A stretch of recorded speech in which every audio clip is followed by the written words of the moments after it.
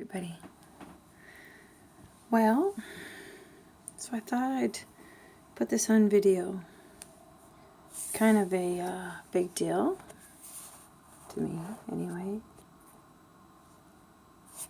I started taking piano lessons, and then my best friend died.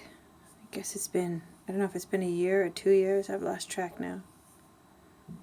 And I haven't been able to play piano since she went away and left me here on this earth alone without her.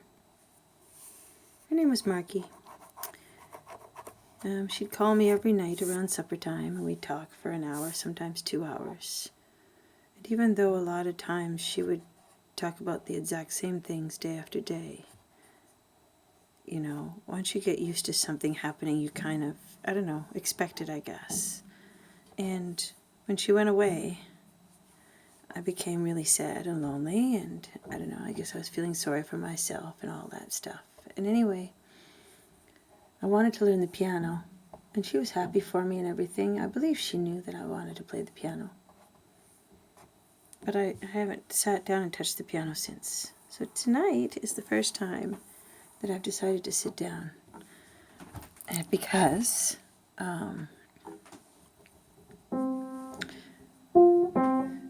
I've actually made an appointment for the end of the month to see a new piano teacher, which I just happened to meet when I was going to day program. So maybe that's the reason why I went to day program, was to meet this person.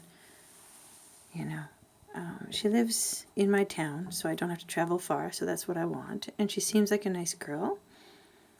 And she's the daughter of a singer many years ago.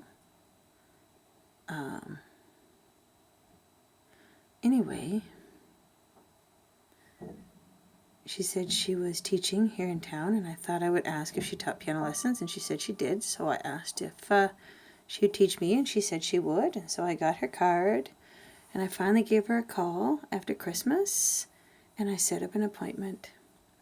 So anyway, I'm going to be hitting the piano keys for the first time in I don't know how many months since Margaret died on my birthday. I believe it's 2 years. So I don't even know how much I remember anymore. But anyway, here we are. So this is it says this is the right hand. Oh, right hand warm up. Okay, right hand. C, D, E, F, G. C, D, E, F, G. G, F, E, D, C. G, F, E, D, C. C, D, E, F, G. G, F, E, D, C. Okay, and I'll just move this over here. And this is the second page. I'm just going over the stuff that I've already learned to see if I even remember any of it. So this is my C, and this is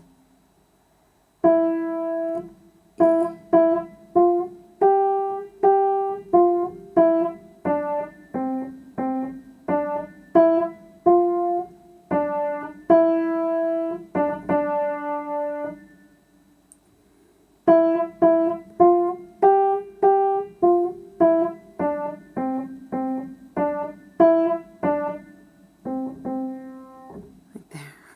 Okay.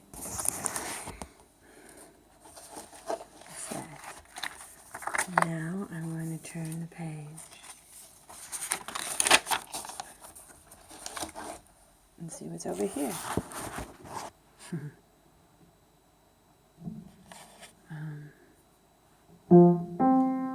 So this is the treble clef now. Oh no, this is still treble.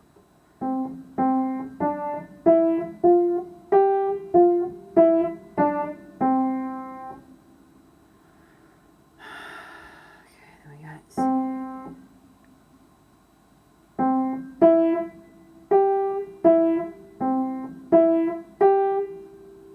Oh.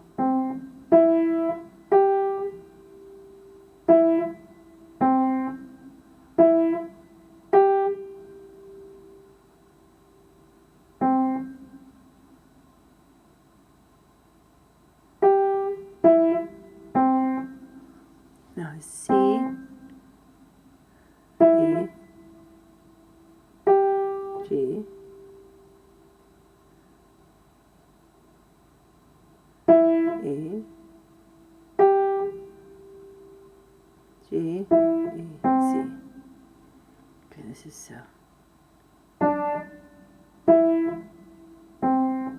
Oh, sorry. D, D.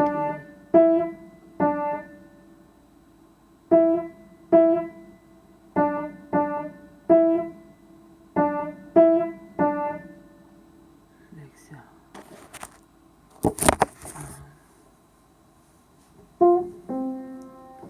This is C.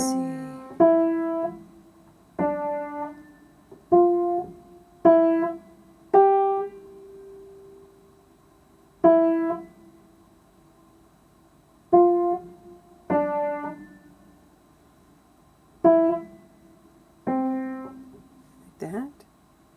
And then C.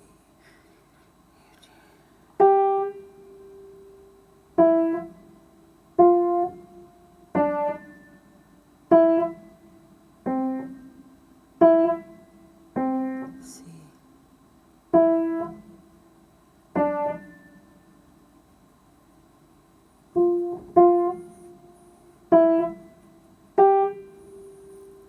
There. And then this is.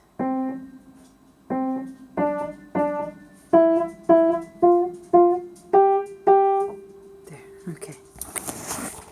So I'm going to go to the very last page and then I learned.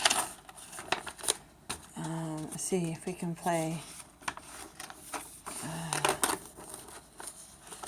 Oh boy. Yeah, I probably don't remember any of these at all.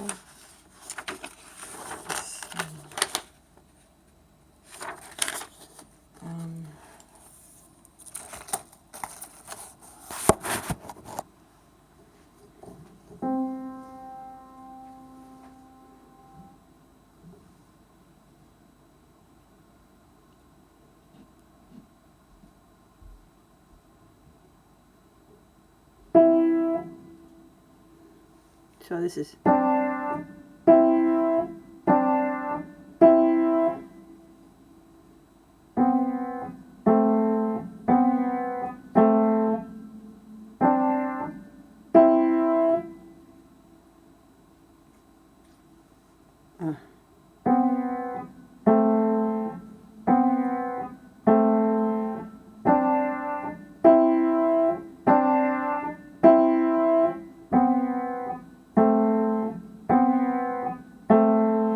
I guess something like that.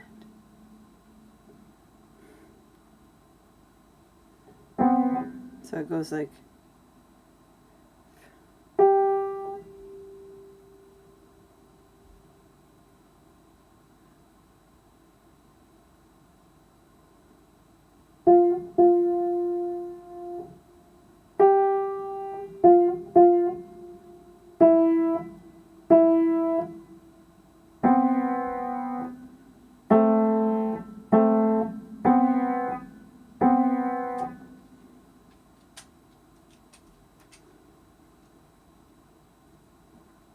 No. Well, it's not the same as the top. It's F, G.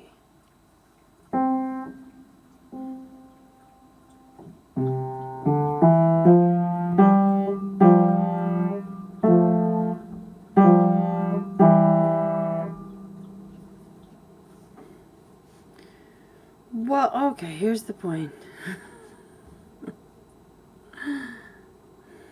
I don't remember anymore.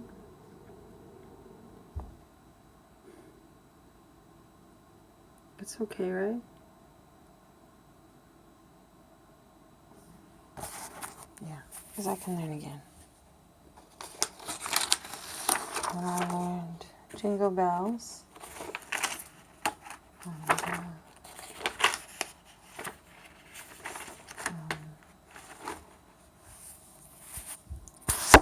this.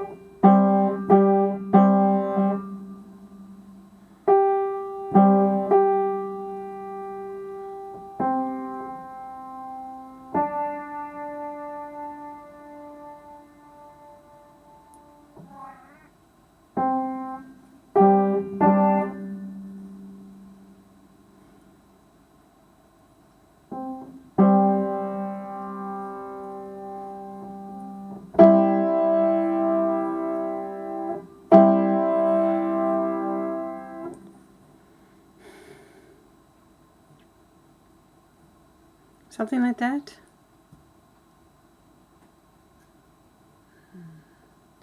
I'm so nervous, and even though I think she would say it's perfectly understandable, because I haven't played in so long that I'd forget little things, I still feel a bit embarrassed about it, because I should know this.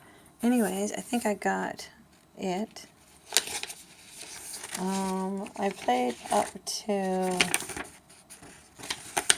looks like we got this far, and then I stopped taking lessons because I told her it was too far, and in the winter time it was so cold. Anyway, let's try this and just see what this is, just for the heck of it. This is C major chords for both hands, C major chords for RH, C major chords for left hand, C major chords for right hand. So this is a Are you sleeping, Father John, Father John?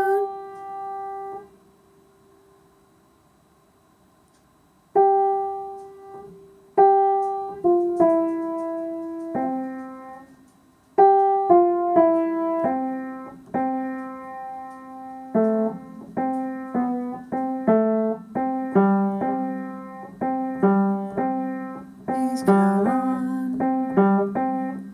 I don't know. So then this is then the bottom one is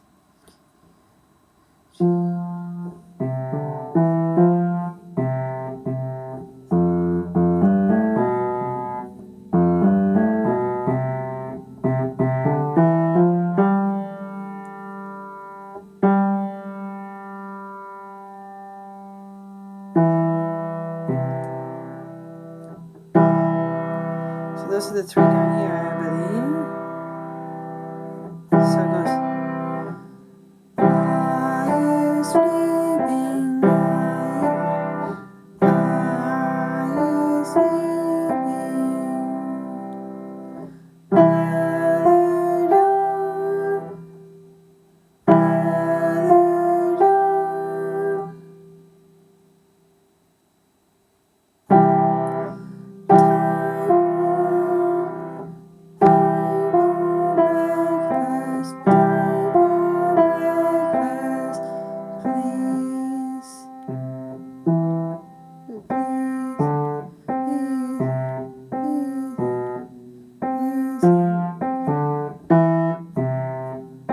Father John, Father John. I don't know what that one is. Oh, it's G. Please come on, please come on. Like that? I don't know. Okay, that's the last song that I learned. So maybe I'm not dumb. Maybe I can figure this out. And here's a happy song. I don't know if I can remember this or not. So that is, so I'm assuming this is C, D, E, F, G, A, B, C, C. So that note starts there, and they say that's a G. G, every something G.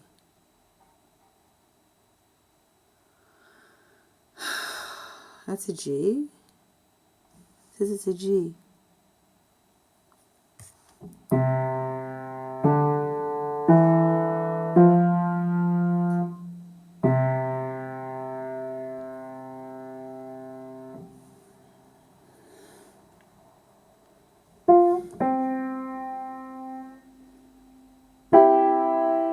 That's the 5-3-1. That's that one. So this I don't under.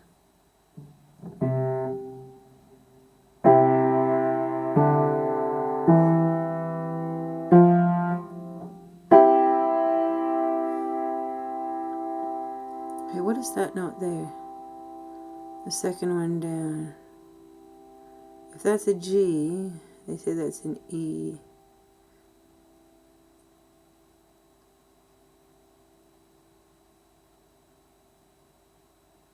G, E, C.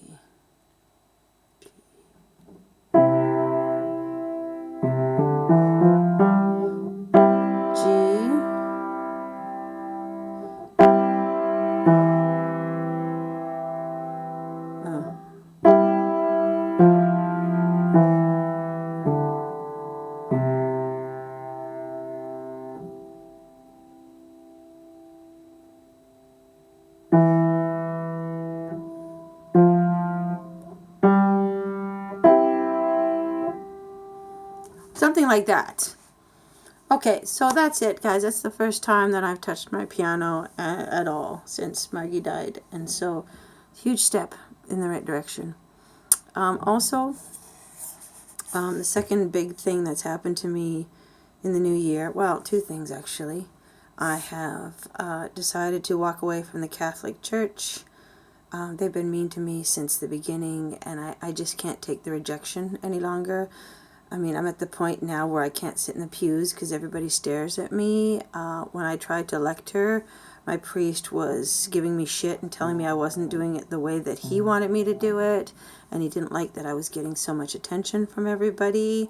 Because people would talk about me, how great I was for like weeks after I would read. And so I'm just tired of all of that. I tried to volunteer and help out and give things to the church. And the very next day, the priest would go and take everything down that I did. And the cleaner would take the garbage can that was needed in the nursery, and she took that away. Just stuff like that. I got to the point where I was sitting in a chair right by where the offering table is, at the very back there, all by myself. Nobody would come and shake my hand. Nobody would say peace or anything like that. It got to the point where I was just sitting there all alone and nobody would talk to me. That's not what church is about. I'll always love the Mass, but I have to let it go. I have the Mass in my heart, and that's all that counts.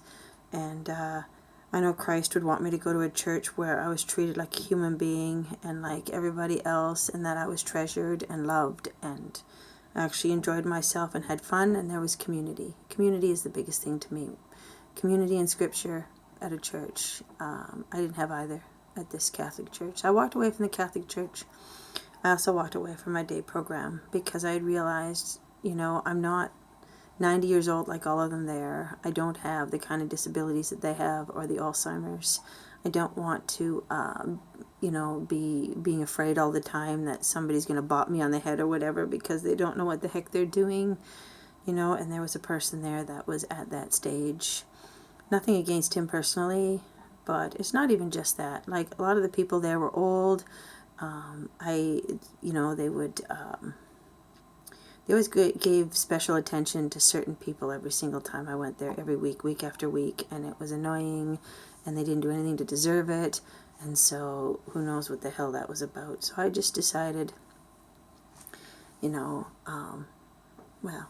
we're going to be traveling all over the world here soon, so I need to start getting ready for that and getting ready for the next stage in my life. And so I also walked from the day program. The other big thing the shift and the big thing in the new year that I have done and decided to do, and the only reason I don't have it on now is because I don't think I have any, but blue eyeshadow. So when I was in the military, at my isolated posting, that was where I got my severe post-traumatic stress disorder from this person named Barry, who was one of my bosses there, and I was there on a 6-month tour. And so it was one building. Everybody had to live under one building. There was no locks on any of our doors where our beds were, so anybody could walk into your room and rape you or do whatever they wanted with you. And they always encourage us to just forget about it, and they call you basically pussies or something, pussy boys, if you they tell you to soldier on and forget about it, or you would be judged and threatened or whatever. So anyways, that night before I went to the party, before I was raped, that very next morning at like 2 or 3 a.m., I think it was about 3 a.m., when I staggered back to my room, I had blue eyeshadow on. And everybody used to tell me how beautiful I was with the blue eyeshadow and everything. And after I was raped, I wasn't able to wear blue eyeshadow again. So just recently, I finally come to a place in my heart where I can finally say to myself, I can wear blue eyeshadow again. So I'm going to start wearing my blue eyeshadow, which is an 80s thing, I know. But I loved it very much, and I stopped wearing makeup for years. I stopped dressing nice. I started gaining weight and eating more and making myself look ugly, wearing ugly sweat clothes, sweatpants, and sweatshirts.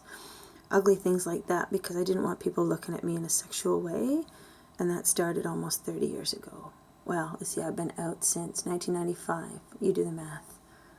But I wasn't raped in 95. I was raped in 92. So Do the math. From 92. 92, 2002, 2012 is 20 years. 16, 17, 18, 19. Almost 20 years, right? Okay. So, I'm finally going to be able to put on the blue eyeshadow. And if I can find any tonight, I'll probably put on some tonight. Because that's a huge, huge step for me.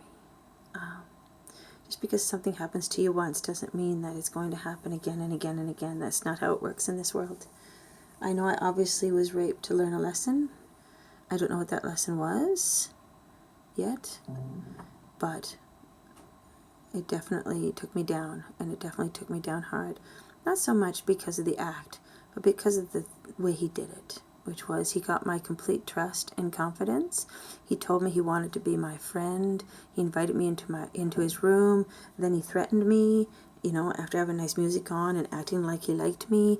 And then he said, I really don't want to be your friend. I don't want anything to do with you. You know, I just want to rape you. And within the next couple of months, he says, before you leave here, I'm going to do that. And there's nothing that you can do about it. And then he said he was joking. When I felt the shivers go up my spine.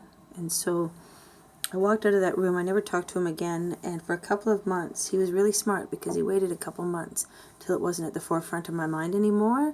And then I just wasn't thinking about it anymore. And because of my innocence, because I was like 24 years old, I was pretty young when I wasn't thinking about it. And then we had that party that night. And then that's when he knew exactly where I lived, where I was.